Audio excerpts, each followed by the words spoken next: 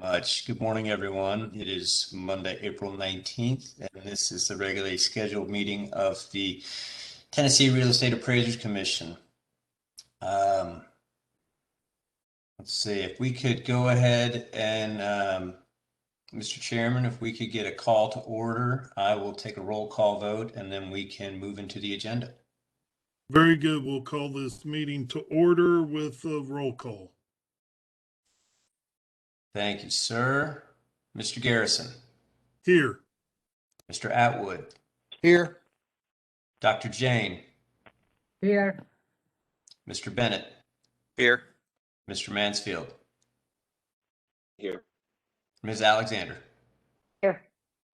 Thank you very much, Mr. Chairman. Okay, we need to do the statement of necessity, do we not? Actually, I was told that in accordance with where our current executive orders sit, we are not required to do the statement of necessity anymore. Anna, is that, am I correct in that? Yes, that's correct. The latest executive order does not require us to read statements of necessity into the record for board meetings that are being held electronically during this time. Very good. We'll move on to adopt the agenda. And the one item of addition would be to discuss the PIREA. So entertain a motion to adopt the agenda. So moved. Second. Okay, we have a motion and a second. We'll vote via roll call. Okay, sir. Mr. Garrison. Yes. Mr. Atwood. Yes. Dr. Jane. Yes. Mr. Bennett. Yes. Mr. Mansfield. Yes. Ms. Alexander. Yes. And quick question, follow-up question. The PIREA is going to be added under new business, correct? Correct. Okay, we'll get that on the, we'll have that on the agenda for final approval at next meeting. Okay. Very good. We'll move to adopt the January 2021 minutes. Do I hear any revisions or a motion to accept the minutes as presented?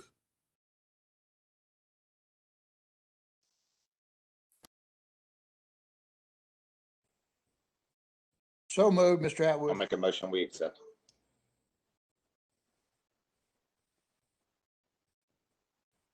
I'll second. Okay, we have a motion and a second. Further discussion? Hearing none, we will vote via roll call. Yes, sir. Mr. Garrison. Yes. Mr. Atwood. Yes. Dr. Jane. Yes. Mr. Bennett. Yes. Mr. Mansfield. Yes. Ms. Alexander. Yes.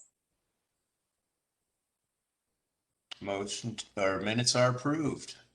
Mr. Chairman, before we go into the Brownell review, I would like to point out that Mr. Frank Brownell is present today and on with us during this meeting.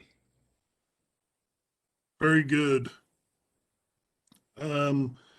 We've received a letter concerning Mr. Brownell.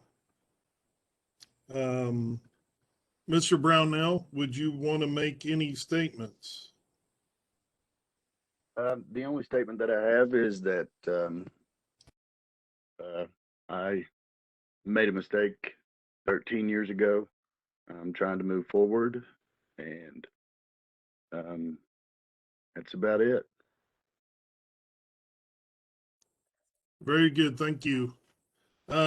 So it's my understanding that we are reviewing this to accept him as a, to allow him to apply to be a trainee. Is that correct? Yes. Okay. Do any of the commissioners have questions for Mr. Brownell? Or wish to discuss?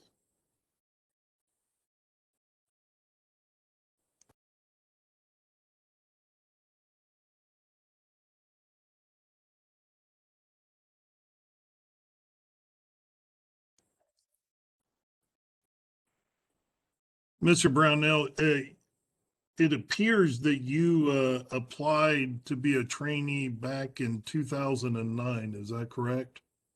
Yes, sir. And at that time, the commission declined that application? Yes, sir. They told me they needed more time. Okay. Needed more time for what? I had just been charged with that 6 months earlier, and they just told me that it was too soon for me to apply. They just said that they needed more time to consider it, and it's been 13 years. So, and I've been under my dad, which has been an appraiser for over 40 years, and been doing this for about 13, and I figured it was time to reapply. Okay.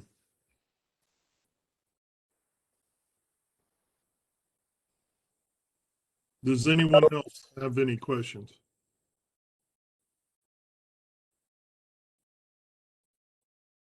Mr. Brownell, this is Michelle Alexander. So as I understand from your statement, so you were arrested for the charge for forged documents.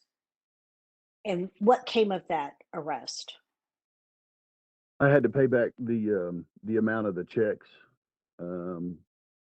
Spent a little time in jail because I didn't understand exactly what was going on. Got out and moved back to Tennessee the day I got out. I was actually moving to Tennessee when that happened. And it was passing on a forged document. I did not forge anything. It was just passing on the document. Okay, thank you.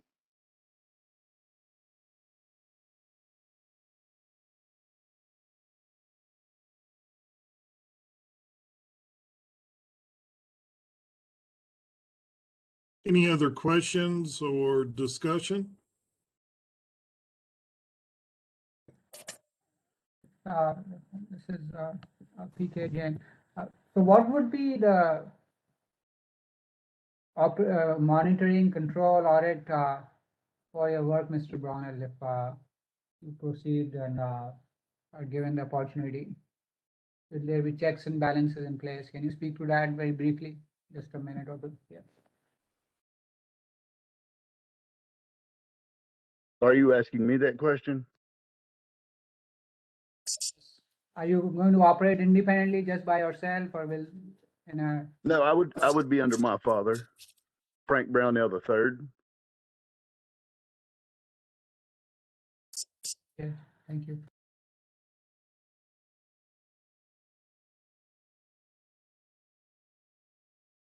Mr. Brownell, this is Brett Mansfield. Just a quick question. So you've been working under your father since this time, I assume in the appraisal profession. Have you had any classes? Where are you at with that? Yes, I've already had all my classes. I've actually taken them 3 times, each class Gotcha. 3 times. Yes, and I do check his work. I've been on plenty of appraisals with him to measure, to follow him. And like I said, I've been under him for about 13 years. I deal with all the AMCs and day-to-day stuff.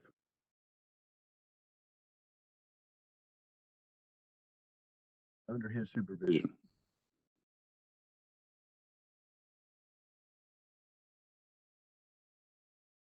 Hey, Mr. Brownell, this is Jason Bennett. You've not had any issues since then, since this arrest. You completed all of your probation as necessary with no issues as well? Yes, sir. I didn't even have probation, but yes, I completed everything.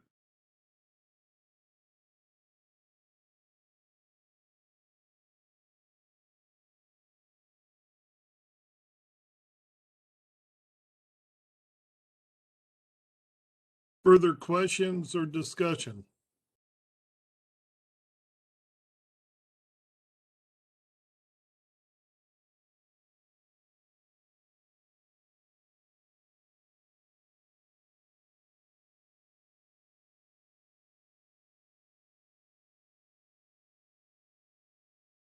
Is there anyone that I was wishes just going to to make, a motion? I was going to make a motion to approve. Okay, we have a motion to approve. I'll second that. Okay, we have a motion and a second. Further discussion?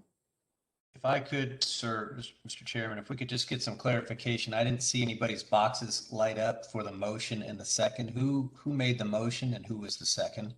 I think it was Mr. Bennett that made the motion and Mr. Mansfield seconded.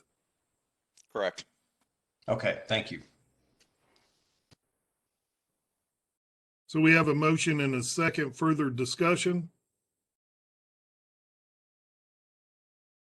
Hearing none, we will vote via roll call. Mr. Garrison, Yes. Mr. Atwood, Yes. Dr. Jane, I'll abstain.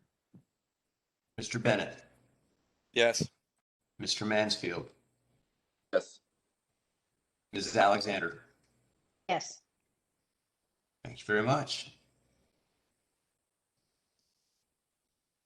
Thank you, Mr. Brown now. Well, thank you. What happens now? Mr. Brownell, this is Michael Schultz. I'm the executive director of the Tennessee Appraisers Commission. Our office and staff will be in touch with you on any items that we need to move forward that may still be in limbo from you. So just be on the lookout for whomever you've been in contact with in our department should be the first person you hear from. Okay, I appreciate it. Thank you. All right. Thank you, guys. Have a good day. You too. So we'll now move to legal reports. In looking over the reports, there were three with a recommendation to close. Is there any objection with grouping those together, or would any commissioners like to hear any of those? I would like to discuss number 4 separately, please. Okay. So that leaves us 2. Is there any objection to closing those out without reading them or going through discussing them? No objection. Hearing no objection, I believe we have to read those into record. Yes, sir. Good morning, Commissioners. This is Shalina Brown with the Legal Division. Number 2 is 2020084481, and my recommendation is to close that one. And I believe the other one is number 4, which you'd like to discuss.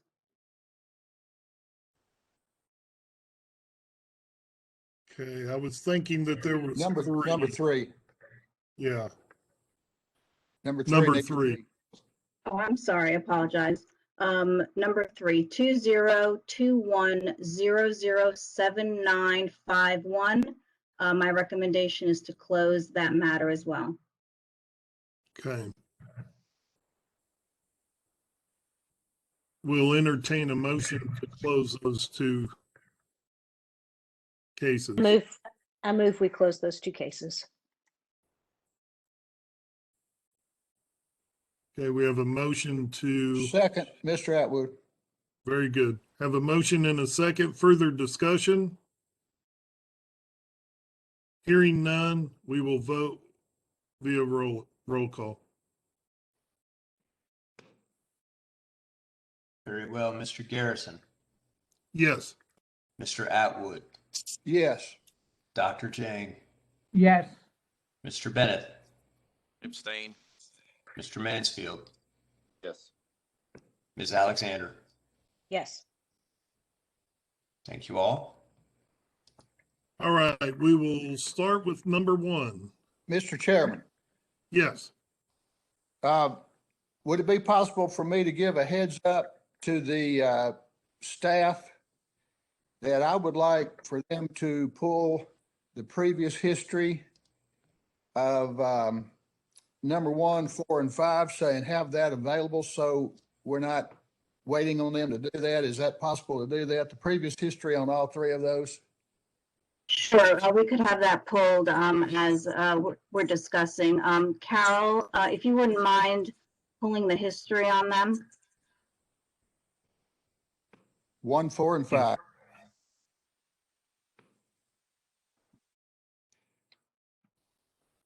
Okay, number 1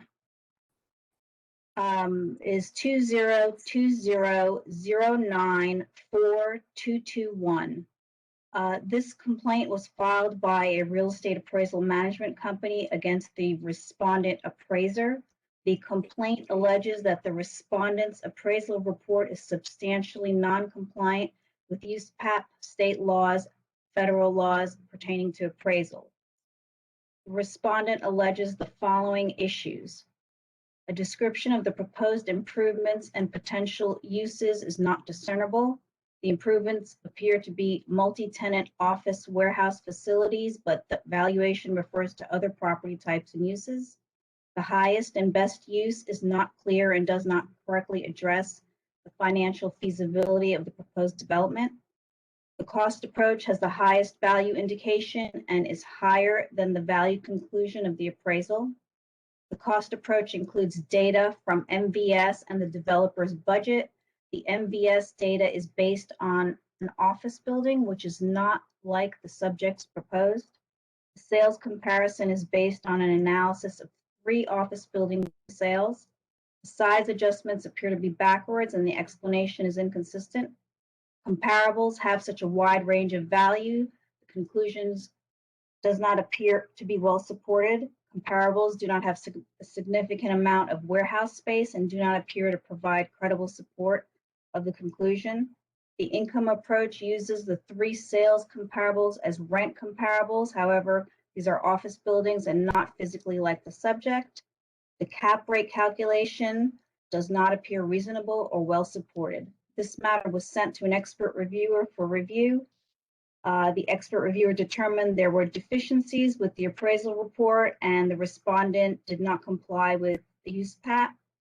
And there were multiple violations. I'm not going to go through each one of them, but they're listed there in the report. And my recommendation is to authorize a contested case proceeding and authorize settlement by consent order with payment of a civil penalty in the amount of $1,500, as well as requiring the respondent to take 15 hours of USPAP continuing education to be completed within 180 days of execution of the consent order, in addition to the minimum CE4 license renewal. I assessed the amount of $1,500 merely because that is typically for violations that I've seen with this commission. That's the maximum I've seen. However, of course, the commission may choose to assess a higher civil penalty based on each and every one of those violations. Thank you, Ms. Brown. We have a recommendation from council. Is there any discussion or a motion? I've got a question. Ms. Brown, can you kind of clear up what exactly is authorize a contested case proceeding? That is essentially the formal hearing. If the respondent does not accept the consent order, which is the settlement, then we proceed to a contested case proceeding, which is just the formal hearing that is set, meaning I have to file the documents to file formal charges against the respondent and bring the matter to hearing before the commission. Okay, perfect. I just hadn't seen it worded like that, so I just wanted to make sure that they understood exactly what you were recommending there. Okay.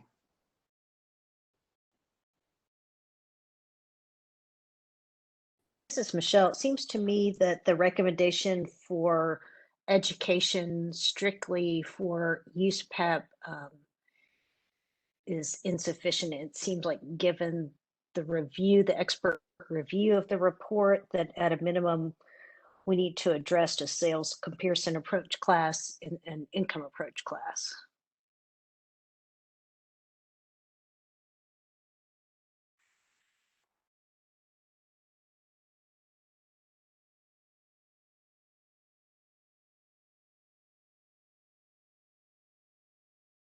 I would agree with that. And I don't do these types of appraisals, so I'm going to have to rely upon the commissioners that normally do income property work. But it seems to me that this person is not competent to do the assignment at all. And therefore definitely needs additional education at a minimum.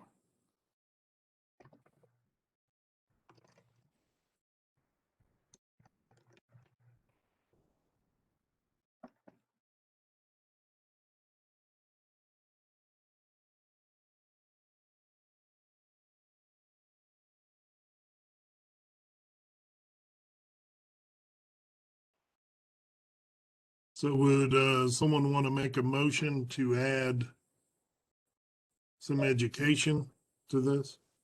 Can I we will find make, out? I'm sorry, I was going to say, can we find out the previous, has that been made available yet? There was a 2010 order against the respondent. I'd like to know what that was about if we have that information. And just for clarification, the appraiser never responded to any of this? I'm not seeing a response in here.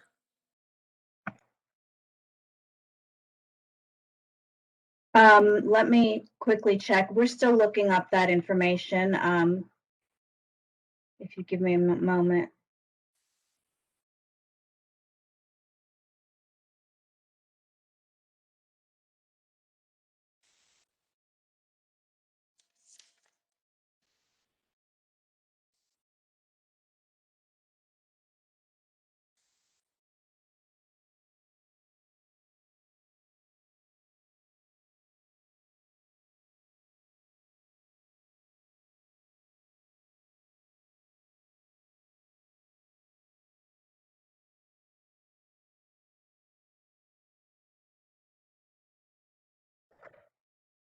The respondent appraiser did respond. The response was very brief and short and didn't address all the allegations.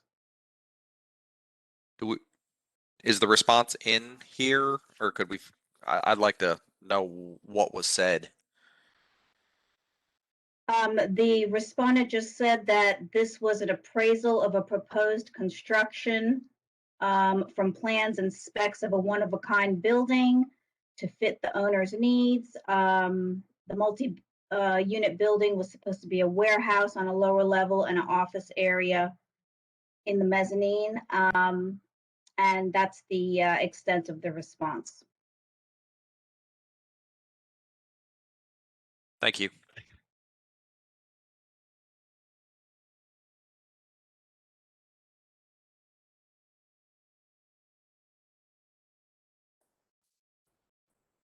For this respondent, the 2010 consent order was for failure to deliver work file documents.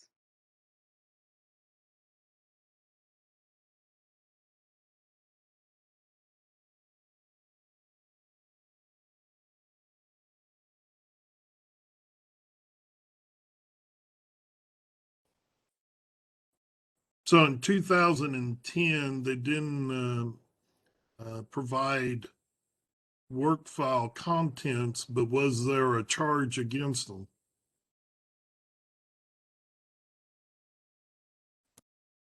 Yes, sir. That was the consent order that was entered into by the respondent.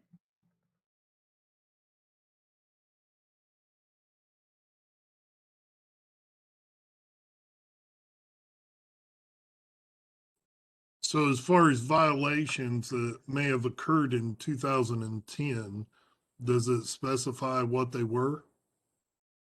No, it was just the work file. Okay, thank you.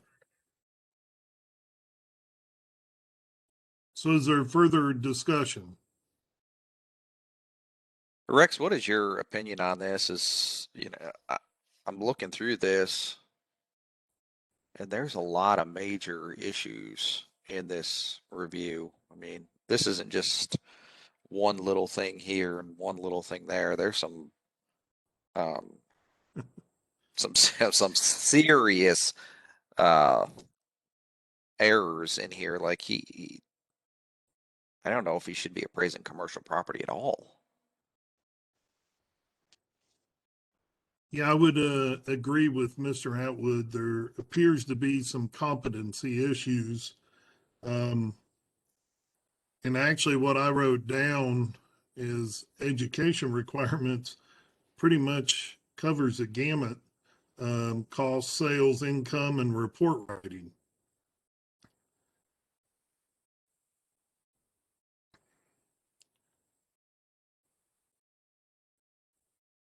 This is Michelle. I would make a motion to add to the recommendation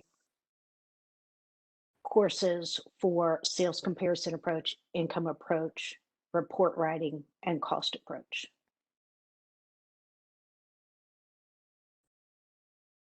Okay, we have a motion. Is there a second? If she would amend that to say general report writing, general sales comparison, general, rather, so that it doesn't, it's not confused with residential. If she, So amended. okay, I'll second. Okay, I'd we like have go ahead. Discussion on that. There's I think $1,500 civil penalty on here as well. I'm fairly confident that he made more than that on the assignment. I don't know if that should be part of this. Thoughts on that?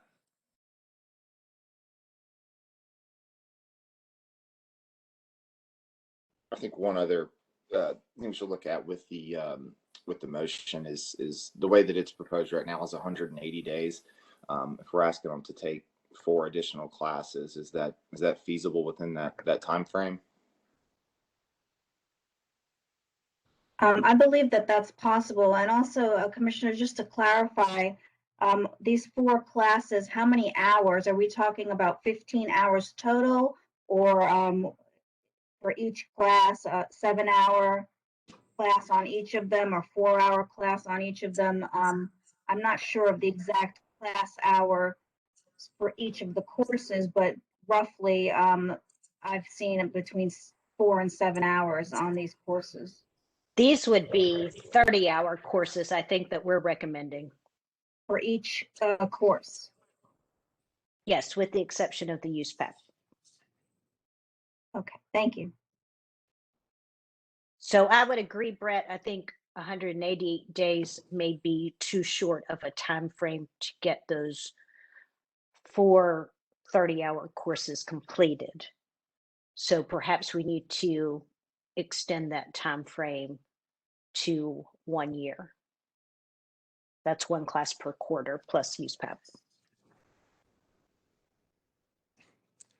And one more point is that it's the report writing 30 hours or 15. That one may only be 15. All the others are 30, I think. I thought it was a 30-hour class.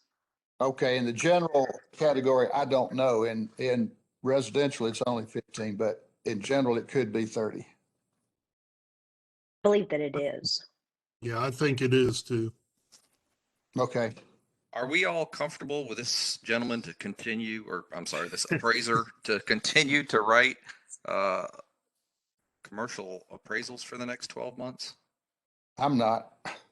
I wouldn't want him doing my property. That was one thing I was wondering is, do we need to put him on probation? Temporary suspension. Right. During this time until the work is complete, that will add to the motivation of completing the coursework. Commissioners, let me just add that in order to suspend him, he would have to be brought before the commission, and a case would have to be resumed in order to suspend or revoke his license.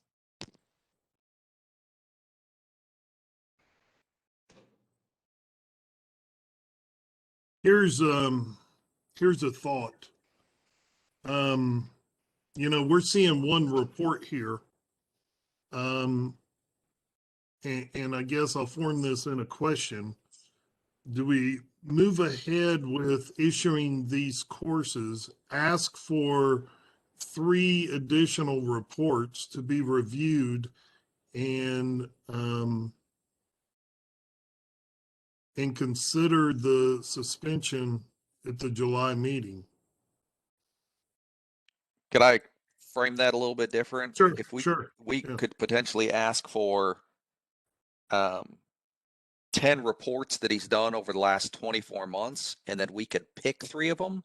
So he didn't cherry pick Yes. Yeah. 3 reports that he did adequately. Yeah, I would agree to that. And that way we're seeing a larger sample, and because there is several concerns here. Ms. Brown, how would that work?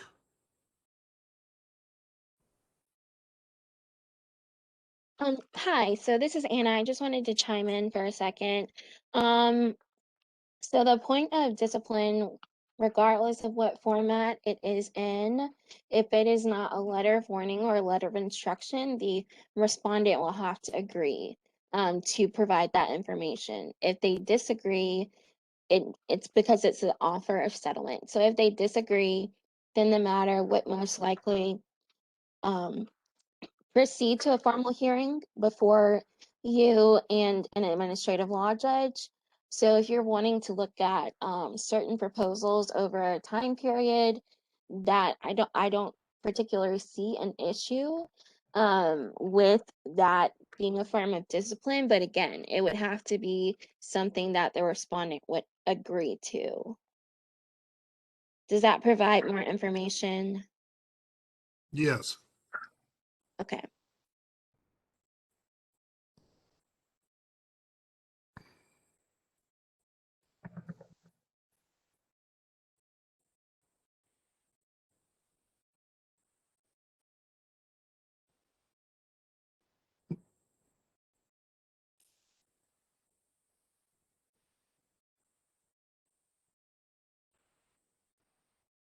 I have concerns if we submit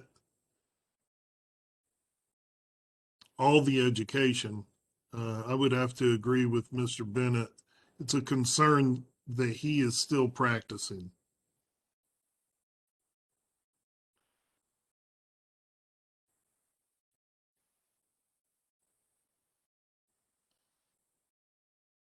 I would agree with that. So is there anything that we can do, Ms. Matlock, to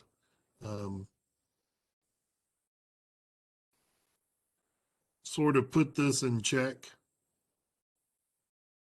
So for this particular matter, I'm going to defer to Shalina, but I don't think the fastest approach would be like a summary suspension. I'm not sure if this particular matter reaches that level, but if this was something that the commission wanted to hear quickly, then it could be set for the July meeting. Yes, if the commission would like to proceed with a summary suspension, the main consideration is whether the health, safety, and welfare of citizens of Tennessee are at stake, and that could be brought prior to July also in an emergency hearing type of setting where a meeting would be convened for the sole purpose of addressing that. But please keep in mind that it's a high threshold health, safety, and welfare. If you believe that that is at stake, then we can proceed with a summary suspension. Otherwise, we would proceed with the other discipline, of course, Revocation is always an option, but as I said earlier, that takes some time and it has to be brought in a full formal hearing situation before the commission and administrative law judge.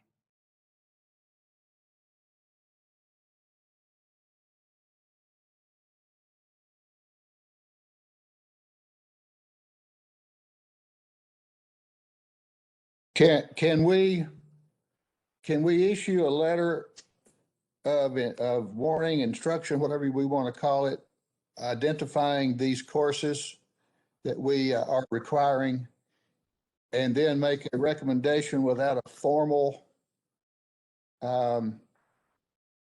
without a formal motion, but make a recommendation in the letter that the respondent voluntarily cease from doing this type of work until he has completed these courses? As far as a letter of caution, no, we cannot combine that with other discipline. A letter of caution typically, or letter of instruction typically, is not considered disciplinary action. However, you could issue the consent order and require suspension until those courses are completed. But as Ms. Matlock had mentioned, the respondent would have to agree or accept that consent order and that temporary suspension. And more than likely that would not occur, and we would just go to a hearing situation where you could assess whatever discipline you thought was necessary at that time in a formal hearing.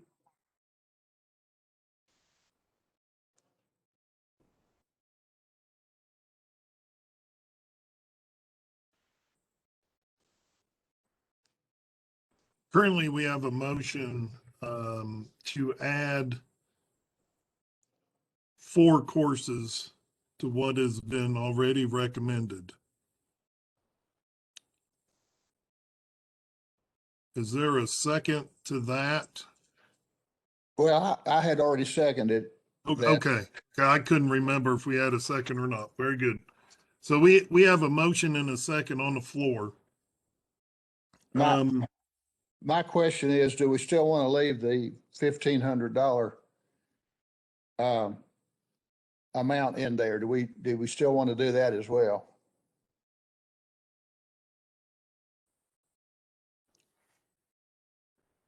If we send this to him, Ms. Brown, and he refuses, then we shift to a hearing, correct? Yes, and as I mentioned, that would require filing the essentially like a complaint alleging with all the allegations contained and setting the hearing for a date.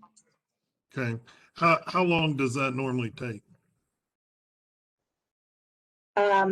Since this commission meets quarterly, it would be at the next commission meeting, which I believe is in July. Okay.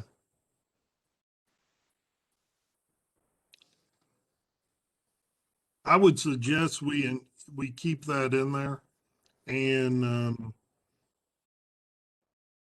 it's a rather stiff penalty, and if he accepts it, he has to go through with all of it. If he doesn't accept it, then we go to a hearing and we're able to look at it and respond quicker, I guess is my thoughts. Any discussion on that?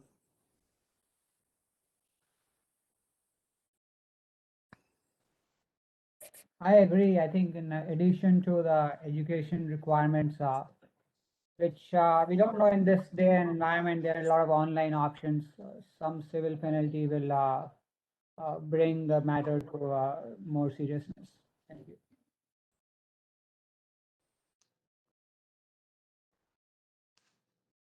I'd also point out that I know we've had some issues with reviewers, but the way this review was set up and laid out was very easy to follow, and I think the reviewer did a really good job here. Agree.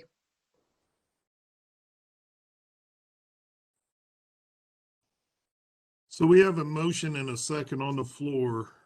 Further discussion?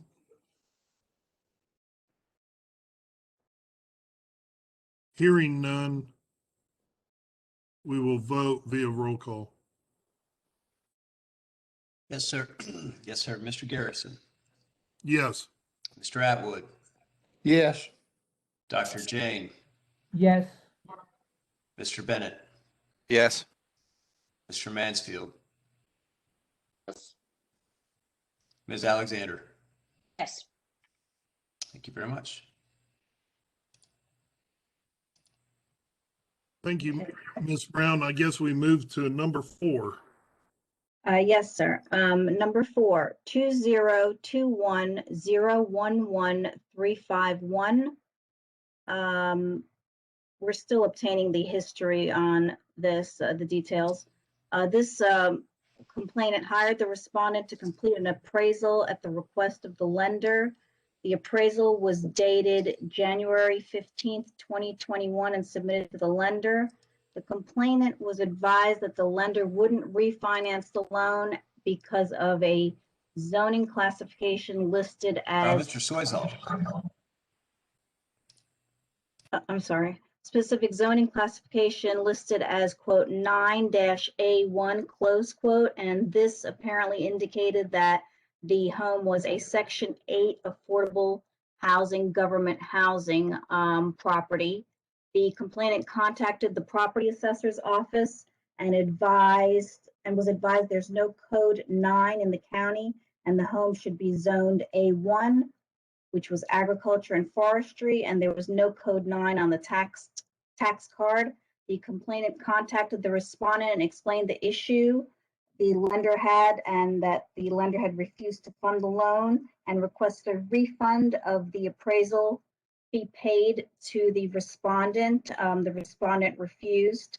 The respondent provided a response and stated that the appraisal provided information from the courthouse system.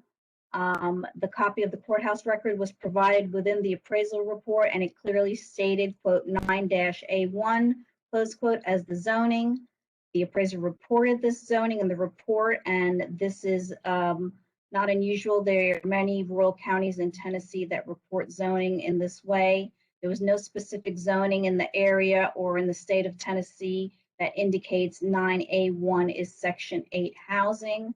The respondent's office spoke to the complainant and explained the appraisal to the complainant in detail and advised that the complainant should have the loan officer follow up with the respondent. The zoning code was reported correctly as agriculture, and there should have been no problem for the lender to close on the loan. This was sent to an expert reviewer for review. The reviewer did not make any findings concerning the appraisal, and there were no violations of USPAP, and the appraisal was conducted properly with no errors. My recommendation is to close. Thank you, Ms. Brown. We have a recommendation on this case. Is there discussion or a motion? Yes, I have discussion.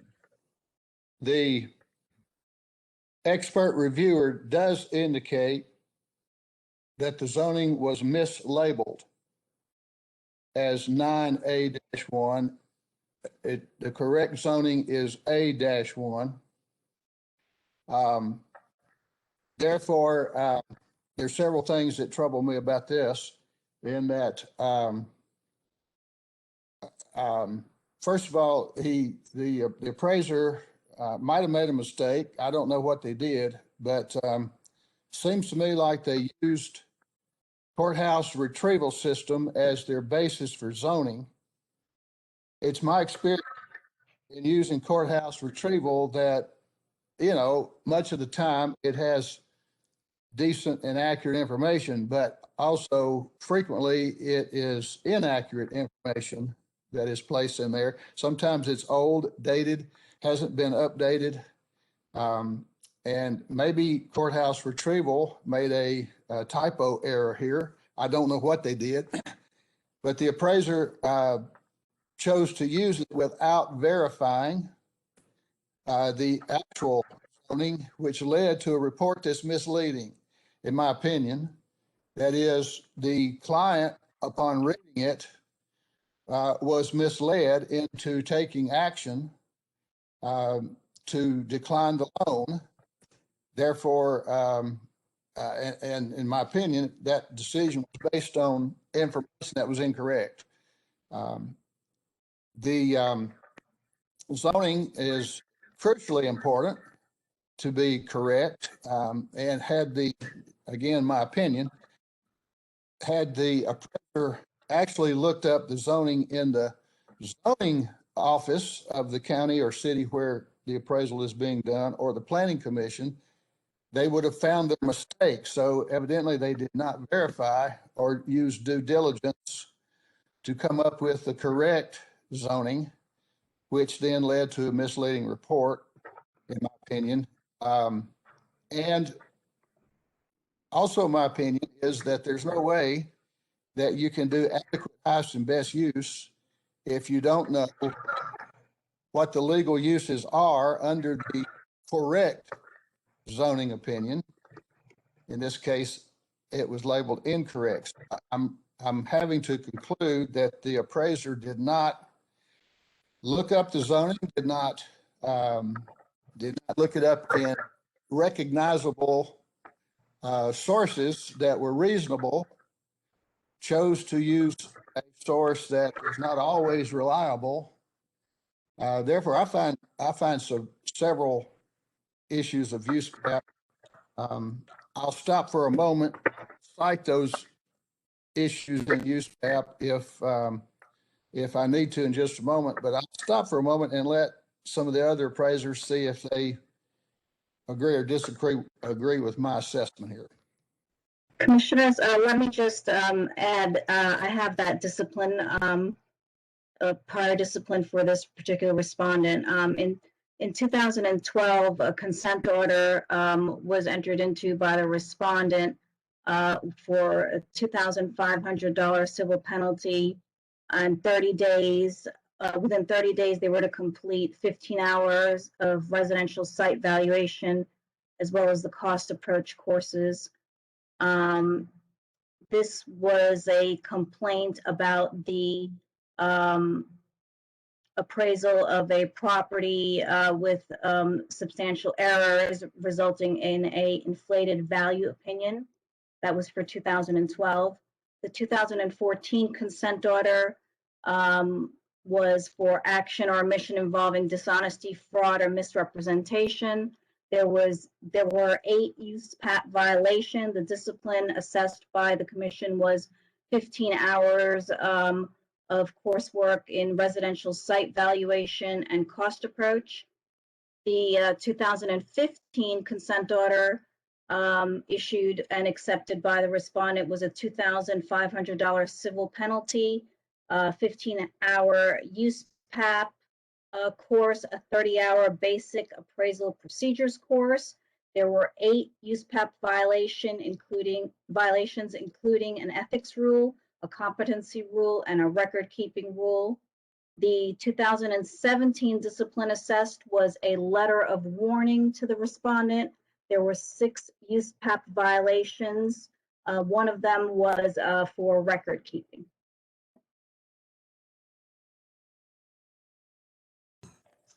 Thank you, Ms. Brown. Further discussion? I agree with Mr. Atwood that this case should not be just closed. The knowledge is clearly not evident, appraisers' knowledge about the zoning. At the minimum, there should be a class to bring it to their attention so they write correct reports in the future.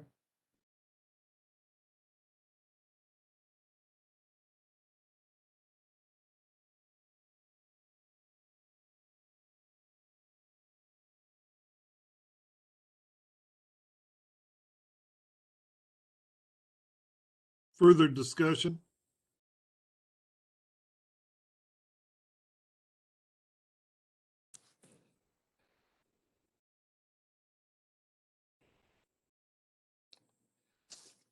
Jim, Do you have a Motion. recommendation? Yeah, I'll make a motion.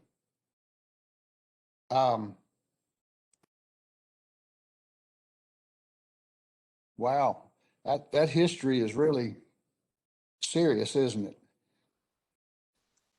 Yes. I don't know. I don't know now. Let me,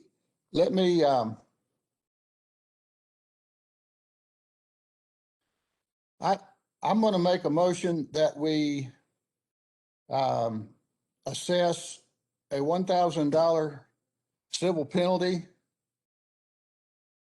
for violation of the following USPAP standards. Standard 1-1B, which says do not commit a substantial error of omission or commission that significantly affects an appraisal.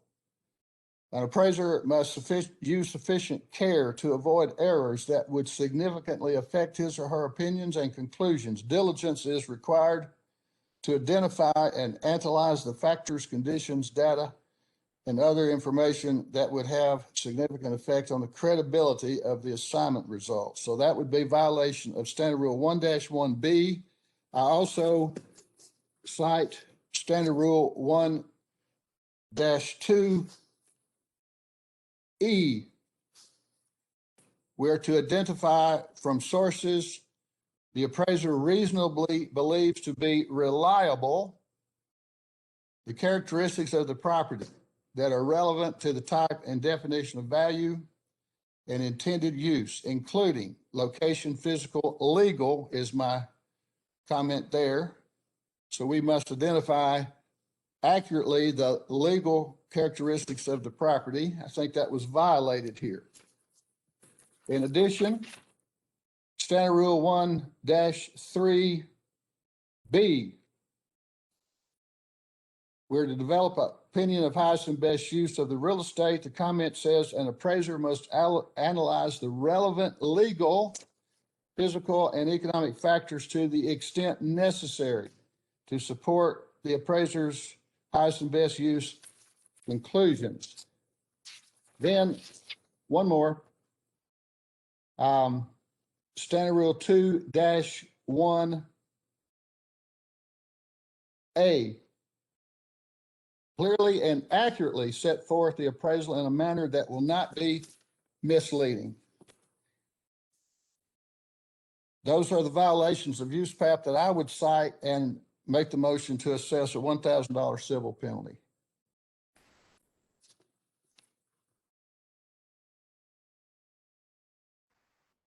We have a motion on the floor. Is that 1,000 total or 1,000 per violation? Just 1,000 total. It may be low, but you can debate that among yourselves. Okay, we have a motion on the floor. Is there a second?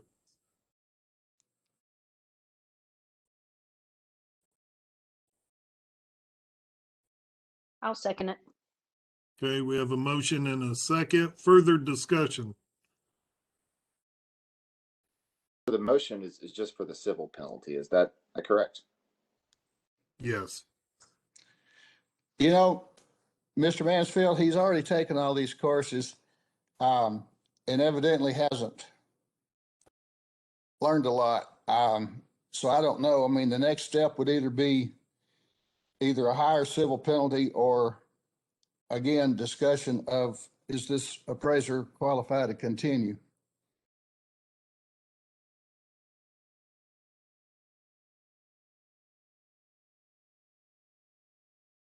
I have just a clarification. Why does the courthouse use this number 9? Do they have their own coding system that's different from the appraising?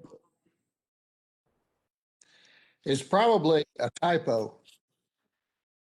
Yes, and it's not actually the courthouse. It's a service that provides information from various courthouses. It's a separate entity, a private entity that provides that information.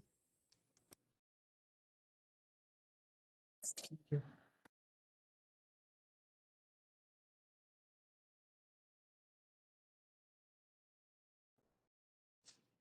Okay, we have a motion and a second. Further discussion? Hearing none, we will vote via roll call. Very good. Mr. Garrison, Yes. Mr. Atwood, Yes. Dr. Jane, Yes. Mr. Bennett, Yes. Mr. Mansfield, Yes. Ms. Alexander. Yes. Thank you very much. Okay, continuing on, number 5, 2020041821. The history on this matter, in 2007, the respondent paid a civil penalty of $1,000 and I'm sorry, $1,500 and a 15-hour course. The allegation was that as a trainee, the respondent conducted the inspection and was not competent.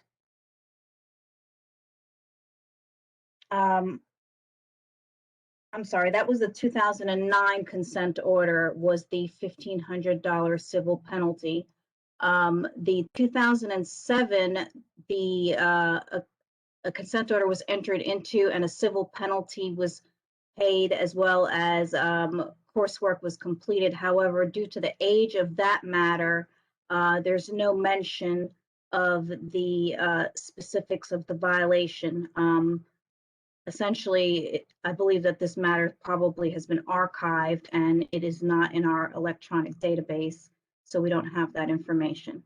In this complaint, the complainant alleges the respondent conducted an appraisal of the complainant's home on March 27th, and the respondent's appraisal was below the offer price, and the complainant stated the square footage was incorrect on the appraisal, and the respondent failed to include the 2 fireplaces. The respondent refused to make any changes to the appraisal, and the lender would not allow the complainant to retain the services of another appraiser.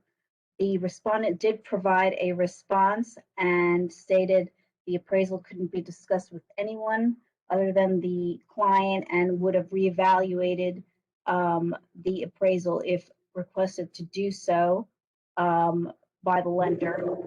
The GLA provided by the respondent was the respondent's own measurement at the time of the appraisal, and only 59 square feet. It was only 59 square feet less than the MLS listing and the agent records. The respondent's GLA was only 123 square feet more than the tax records. The respondent is not sure why this is being disputed by the complainant. The client was satisfied with the report, and the respondent never heard from any of the parties after the initial contact. This appraisal was submitted for review to an expert reviewer. The reviewer determined there were deficiencies with the appraisal report, and the respondent did not comply with USPAP. There was concerns with the site and the highest best use. There was no explanation for the discrepancy, and the shape of the site is irregular.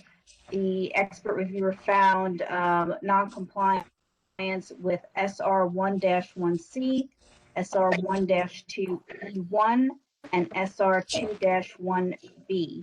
My recommendation is to authorize a contested case proceeding with authority to settle by consent order and payment of a civil penalty in the amount of $1,000 for the violations.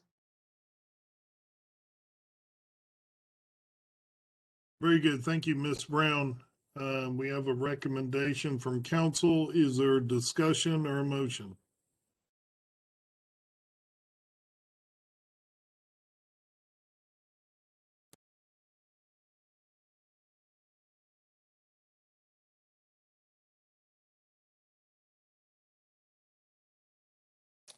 Move to accept council's recommendation. I second. Okay, we have a motion and a second to accept council's recommendation. Further discussion?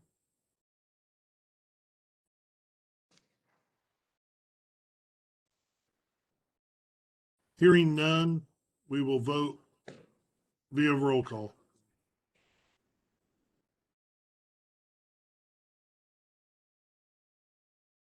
Found the window. Okay. Mr. Garrison, Yes. Mr. Atwood, Yes. Dr. Jane, Yes. Mr. Bennett, Yes. Mr. Mansfield, Yes. Ms. Alexander. Yes. Thank you, Commissioners. That concludes the legal report. Thank you, Ms. Brown. We will move on to the report of experience interviews.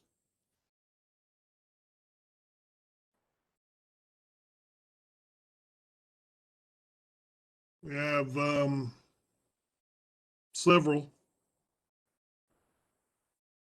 Going through mine, I will say yes to all of them. Mr. Atwood, they are all yes except one. Have you had time to interview them? That will also be a yes. Okay. Moving on to Mr. Mansfield. There are two that were open. Have you had time to review those? Still working with both of those, so not quite yet. Okay. And Miss Alexander, have you had time to review yours? No, I'm still working with Mr. McMasters. Okay. So we have 4 that I interviewed, 6 of Mr. Atwood, and 1 of Mr. Mansfield.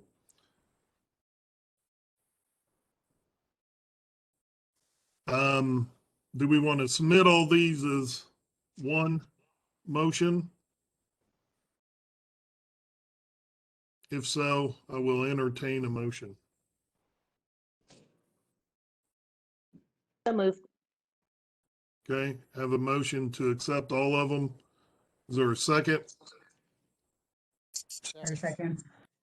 Okay, we have a motion and a second. Further discussion? Hearing none, we will vote via roll call.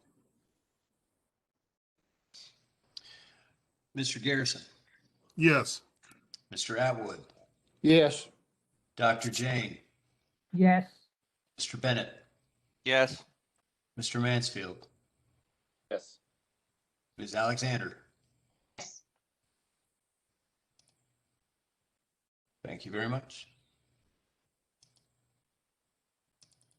Very good. We will move to the education report. Mr. Jane? Yes. So have reviewed the materials submitted for these courses. It was a challenging procedure because of file systems being complicated. I think we got to, and I recommend approving the courses shown on the agenda.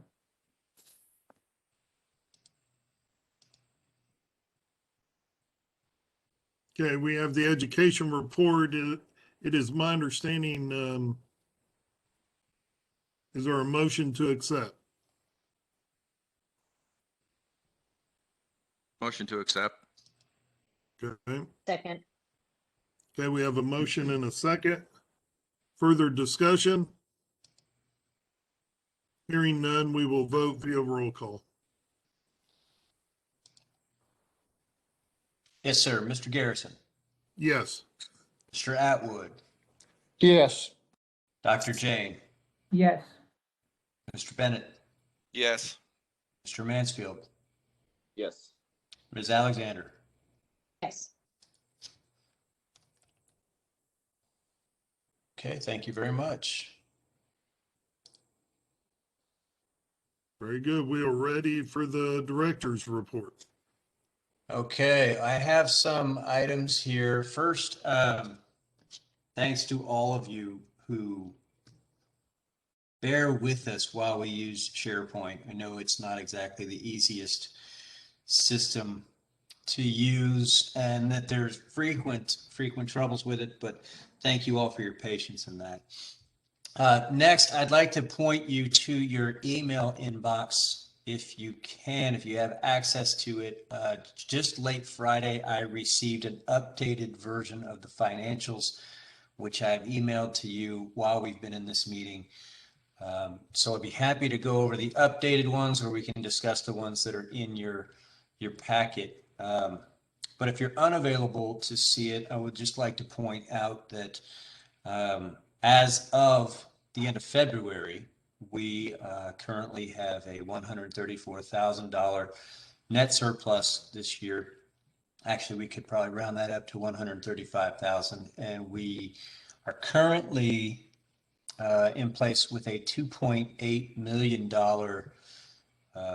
reserve fund, which is well in line with the 2.5 years of operating costs that we are expected to keep on hand whenever possible. So from a financial standpoint, are there any questions regarding that sheet? That, again, that was the updated one that I just emailed you. I'd be happy to discuss the one that's included in the agenda. Okay. Hearing no questions. Also, just a couple of announcements. We were set to have a new board member join us today, although a member of her family passed away unexpectedly over the weekend, so she is unable to join us. Her name is Carrie Haisten, Haisten, and she is from Chattanooga. She and her family have been operating down there for a number of years now. And when she is able to join us, I'll let her complete that introduction. And last item I would like to pass along, this was just relayed to us on Friday afternoon as well, that by the time we get around to meeting again, there will be an in-person component that is allowed. We will move back to in-person meetings, which for I guess all of you are aware, I've never done before. So that should be fun. And there will still remain a virtual component, it's my understanding, although legal is going to be working to figure out how to add in definitions for quorum and other specific items as it relates to the online attendance. So are there any questions about that? When's the in-person starting again? Sorry, I missed the date. It would not be until, it's actually the executive order is lifted at the end of this month. So our next meeting, I believe, is scheduled for July 19th, in which case that would be in person.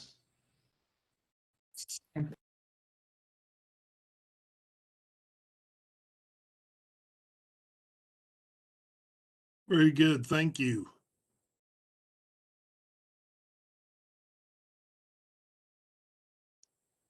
Any other questions for Mr. Scholes?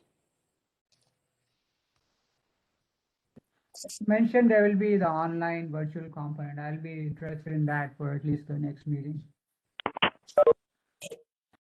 Okay, thank you, sir. We'll once we get all those details hammered out, I will be sure to let you all know well in advance so that you all can prepare. I imagine we'll have some sort of a formal statement that we'll send out, or at least I will send out something that will give you all a lot more detail as these executive orders get lifted at the end of this month.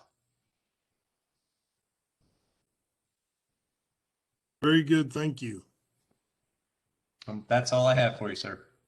Very good. Thank you. We'll move into new business. And basically, we added the ARIA, which is the practicum side of experience that the Appraiser Qualification Board has passed and included. I guess the one question I have is for Ms. Matlock. As this is rolled out, are we ready for this in our rules, and what action do we need to take as a commission to make this available to potential trainees? So we would need to make amendments to our rules. Just to give you kind of an update on Korea, it looks like uh only five, excuse me, 5 different states have created a program.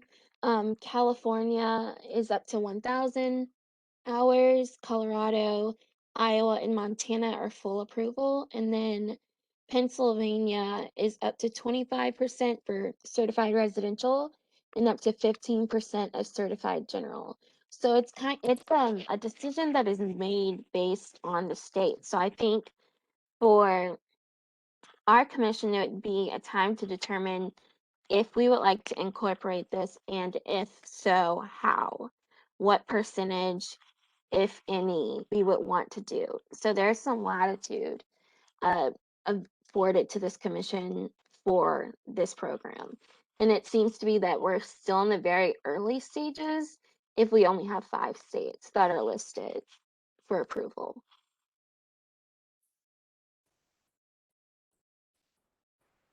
I'm sorry, Anna, can you say those 3 states that did full approval again? Sure. Full approval, Colorado, Iowa, and Montana. And the other 2 states are California and Pennsylvania.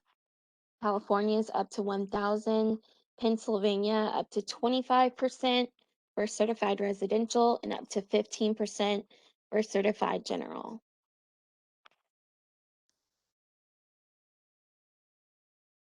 Have I read this clearly that the AQB only allows up to 50% of the total experience, not 100%? Isn't that what it says here? Yes, sorry. So up to, like, full approval would mean up to 50%. It would be Oh, up okay. to the, yes. Thank you. That's good, because I think we need hybrid. It should not be just online. You need to learn by doing too in the real world. Thank you. Anna, can I ask you a question? This is Jason. I just want to, Sure. the PDF that we received, is this the AQB's rules for this process? And this kind of shoots me back, and I know Rex and I have had this conversation. Do we still have the Tennessee statute that says our rules can be no more strict than the federal government's rules? So that statute stating that our rules can be no more stringent than the federal rules is still in place. This document that was attached to the email is a guide for criteria implementation. And so, since my understanding, unless I'm incorrect, someone please correct me, is that PREA is optional. And so if it is optional, then that would not run affront to our statutes as being more stringent, since it's not a requirement. I just want to make sure before we spend 8 hours going through this that we Right. know exactly on the front end if this is an optional, if it's, a requirement. I'd like us to make sure we have total understanding before we sit down to have the conversation if we're going to approve any of it. Sure.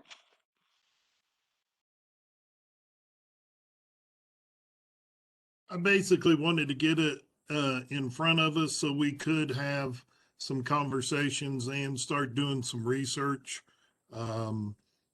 so that we don't get backed up to the wall having to do something in a hurry.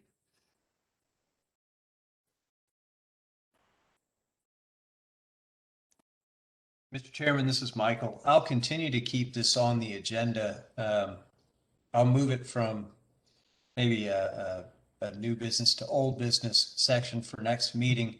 But in my experience with other boards, I think you're right there that having the conversations and getting very familiar with it definitely helps when the time comes that decisions need to start being made. It'll certainly speed up that process.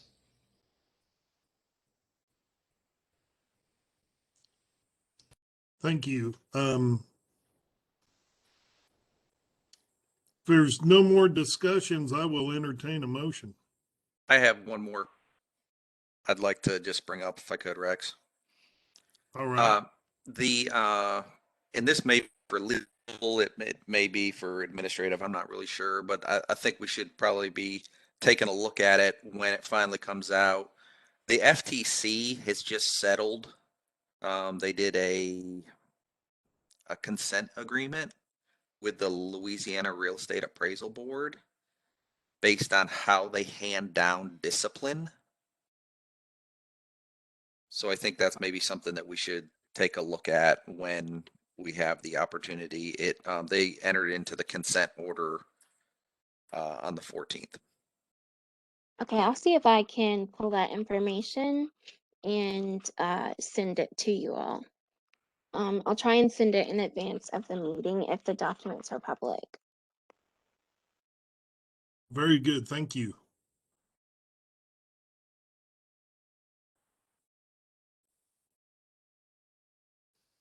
I will entertain a motion. Motion to dismiss. Thank you. Second. Second, we have a second. All those in favor say aye. Whoops, I guess we got to do it via roll call. Sorry. Yeah, it'll take just a few seconds longer. Mr. Garrison, Yes. Mr. Atwood, Yes, of course. Dr. Jane, Yes. Mr. Bennett, Yes. Mr. Mansfield, Yes. Ms. Alexander. Yes.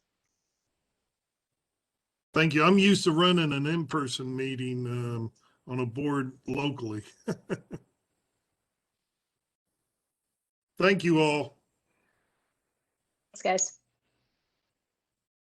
Thank you.